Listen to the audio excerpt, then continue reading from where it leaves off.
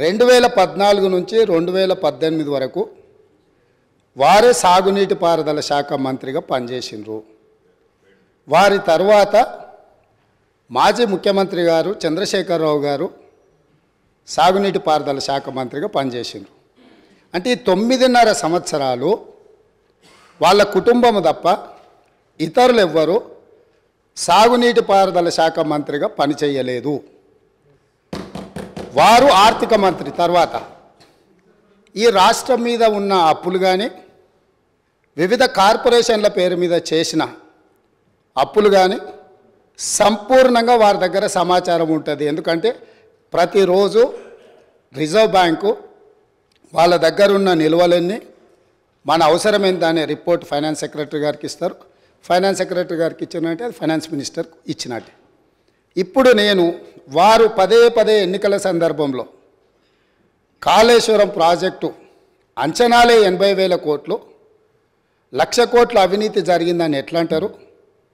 వీళ్ళు లీడర్లు కాదు, వీళ్ళు రీడర్లు, రాసిచ్చింది మాత్రమే చదువుతారని చెప్పి ప్రజల్ని మభ్యపెట్టడానికి శాయశక్తుల్లో వాళ్ళ కుటుంబం అంతా ప్రయత్నం చేసిండ్రు. సరే, మేమేం చెప్పినాం, వాళ్ళు ఏం చెప్పినారు, ప్రజలు అనేది పక్కన పెడితే వాస్తవాలు అనేటివి కొన్ని ఉంటాయి. ఆర్థిక శాఖ ఉన్నది. ఈరోజు ఆర్థిక శాఖకు మొన్నటి వరకు పనిచేసిన మంత్రి గారు పేజీ నెంబర్ 21 వారు చూసుకోవాలి తమరి ద్వారా, మిగతా సభ్యులు కూడా. ఇప్పుడు ప్రభుత్వం ఇచ్చిన నివేదిక ఏదైతే ఉందో పేజీ నెంబర్ 21లో ప్రభుత్వ హామీతో ఎస్పీవీల ద్వారా సేకరించబడి ప్రభుత్వమే చెల్లింపులు చేయబడతాయి అని చెప్పిన దాంట్లో మొట్టమొదటి Kaleshwaram irrigation project corporation limited sanctioned loan 97,000 కోట్ల 449 97,449 కోట్ల రూపాయలు రుణం మంజూరైంది.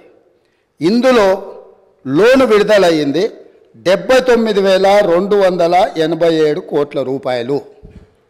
నేనిప్పుడు తమరి ద్వారా ఆర్థిక మంత్రి గారిని సూటిగా ప్రశ్నించదలుచుకున్నా. మాజీ వాళ్ళు అనుకోవాలి, ఆ భ్రమలలోనే ఉంటే బయటికి పోతారు. అయితే ఈరోజు అధికారిక లెక్కలు ఇవి కార్పొరేషన్ ద్వారా లోన్లు చేయబడిన అప్పు 97,449 కోట్లు.